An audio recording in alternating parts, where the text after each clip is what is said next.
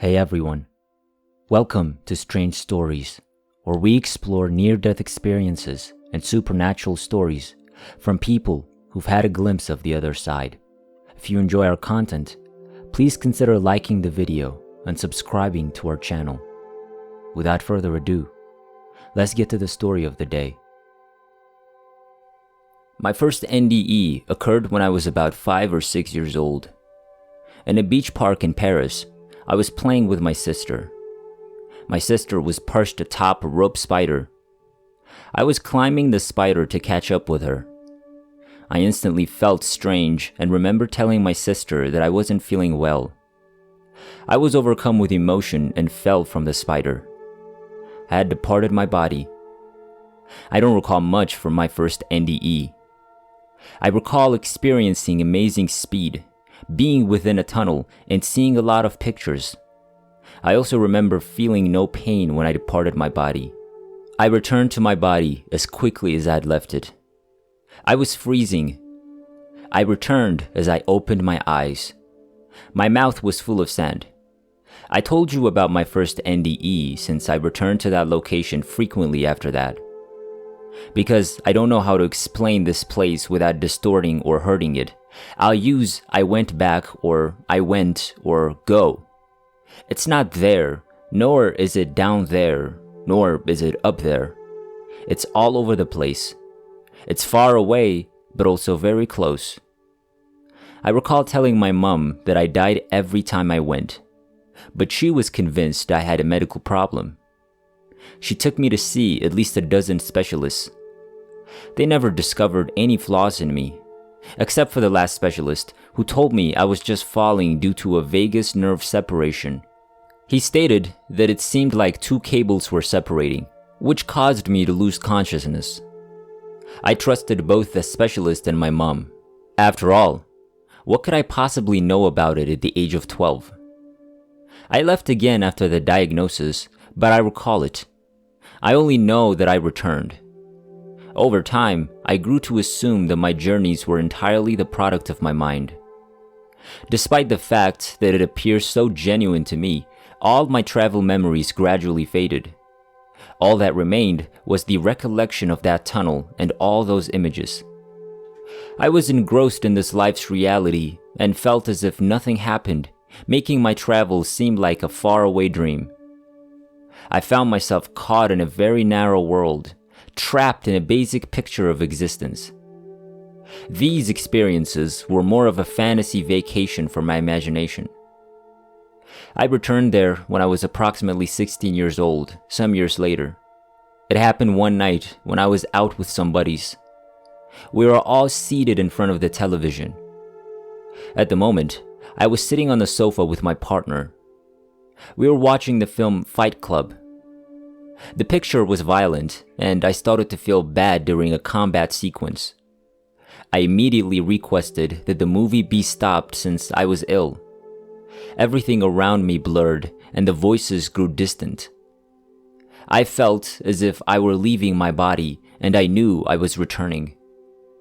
It seemed as though everything was returning to me, but I was terrified because I remembered the agony I felt every time I went there. And certainly, I felt the same ache as if my heart had stopped beating. It felt like my heart was spinning inside my chest. It's the greatest physical pain I've ever felt in my life, and it happens every time. I saw it as a cost of doing business there. I've always suspected that the agony was similar to a heart attack, but I'm not sure. Everything changed after the suffering.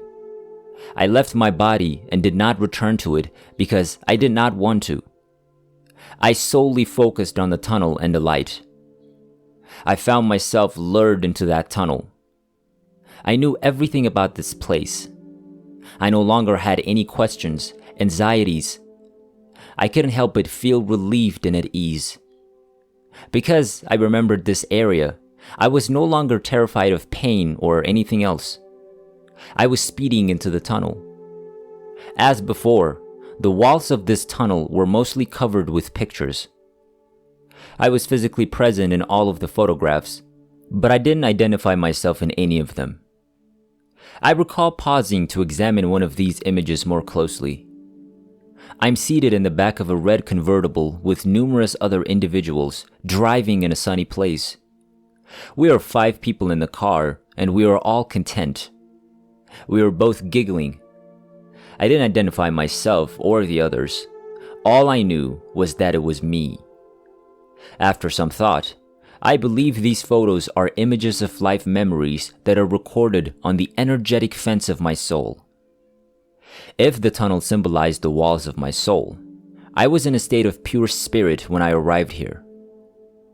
Everything moved so quickly in the tunnel, but I had plenty of time to go through all of the images if I wanted to. There was no time to waste.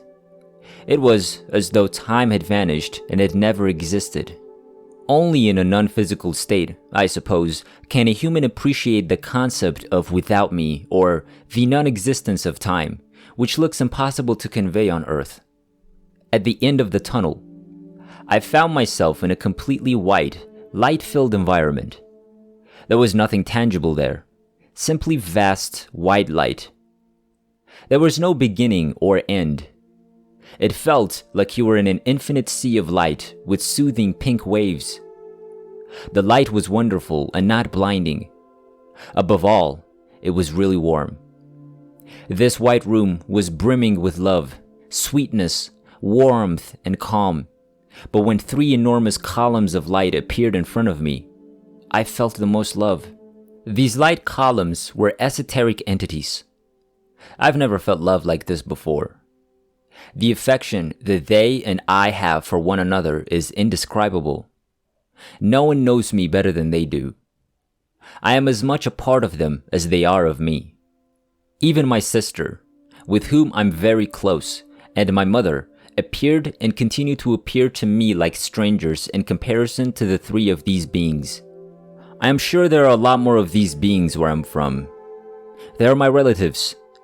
This love cannot be described because it is only felt because it is beyond our concept of love on Earth. Nothing can be utilized to contrast it. The love we have on Earth is an educational love designed to teach us what love is. We ruin love, condition it, repress it, and change it because we believe we know what love is. However, love is everything. It does everything, and it must be understood. Love is completely misunderstood, and the Earth is an excellent school and opportunity for us to learn about it. These 3 pure entities communicated with me in a different language. They exploited my thoughts, but they weren't my thoughts. They reminded me that I had chosen to be here on Earth and that I needed to return. I knew that being by their side would bring everything back to me. They showered me with affection. I was at home and wished I could stay. I didn't want to leave, but I had no choice but to return. That was the only way it could be. I recall having a lot of fun with them. They recognized me. I felt so insignificant in comparison to them. They were too lofty for me to view them completely. It felt like standing at the base of a Hyperion, the world's tallest tree. Or it was like looking at a cloud that arose from the earth's soil and rose to the heavens. I couldn't make out their faces, hands, or legs. I'm not even sure whether they have any. They are light, and I know that love is light. A lovely, pure column of light. That's the only way I can put it. I realize now that the location where I met them was simply a beautiful transition zone. It was like a collision of numerous worlds, and most likely a collision of several universes. But I can assure you that even in this state of flux, there are no cravings, concerns, or a lack of anything. Everything was in my possession. I was everything and required nothing. I was aware of it and comprehended it. Everything was straightforward and in its proper place. Everything was pure, unadulterated love. I made all of the decisions. Nobody made a decision for me. These 3 lovely beings assisted me in returning to Earth. I'm not sure how long I stayed there. It may have been a month, but it felt like a second. Or a year, but it felt like a day. It's difficult to say. So I returned. I had no choice. I went down the tube and examined the photographs. I'm not sure if these were the same photos, but they were present. I emerged through the tunnel in the ceiling of my living room. My actual body was on the couch, and all of my pals were gathered around me. They were tense as they moved and touched my body. It was difficult and painful for me to return to my body. It was a bodily ache, but it was also a spiritual pain. I was choking and felt uneasy and cold. The difference was like being in a large lake of pure, clear, and warm water, with this pure water becoming me, bathing me in love and extending my being all the way to the sky. Then I found myself inside a small box open to a dark, rainy sky on a deserted, freezing street in town, where every drop of rain sent ice into every inch of my blood. I blinked my eyes open. I wanted to cry and run away. Above me, I noticed my companions. They were terrified, talking to me, moving around, and waiting for me to respond. But I didn't want to respond. I was upset, as if it were their fault I had to return. They, of course, had nothing to do with anything. The agitation lasted only a few seconds. I was exhausted for the next hour and said very little. The strain of speaking weighed on me, and my tongue felt as heavy as iron. I only asked, "How long was I gone?" And Paul replied, 40 or 50 seconds. It was amazing. I felt like I'd been gone for 10 years. These excursions have been the most incredible experiences of my life. Nothing can match the intensity of my sensations and emotions at this time. I'm certain I was there all the previous times before the diagnosis. Unfortunately, I only have a few recollections of my other trips. It is tough to adjust to Earth after returning from a much higher and more evolved location. I don't think I've ever completely adapted to this world. I live and do my best to do what I've come for. Of course, I attempted to escape this reality by abusing drugs and alcohol. I had depression and a desire to die, but I would never have murdered myself since I understand how crucial and valuable life is. I squandered all those years waiting for the end of this life. I believe my trip down here will be more tough than I anticipated. The loneliness is crushing. I started writing and plan to finish the book I started 3 years ago. With my book, I go into many realms and planets, places I'm certain I've visited before.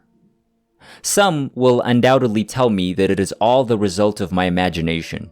But imagination is more to me than a fruit. Imagination is real and strong, and it creates. It is a portal to memories and locations that only the subconscious is aware of. I have not told my mother, sister, or friends about my NDE. I only lately felt compelled to write on this subject. I want to discuss it, share it, and break my quiet. However, finding an open mind and listening ears for such stories is tough for me. Only our NDE testimonies can provide us with a speck of an answer, like a perfume among the fragrances of billions of flowers.